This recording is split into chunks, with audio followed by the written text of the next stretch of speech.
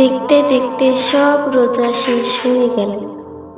প্রত্যেকটা রোজা থেকে বলি আল্লাহর কাছে, বলি যে আমার প্রিয় মানুষটাকে ফিরিয়ে দেয়। আজকে ঈদ চলে আসলো, কিন্তু আমার বন্ধুটি কাছে নেই।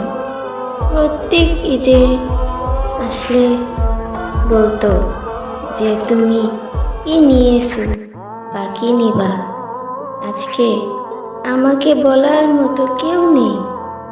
ঈদ আসলে বলতো, আর আজকে আমাকে কেউ বলে না ঈদ মোবারক।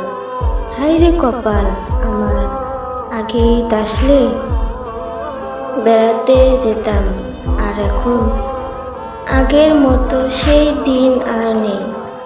দুইজন আলাদা হয়ে গেছি। আল্লাহর কি আমাদের একটু কথা শুনলো না?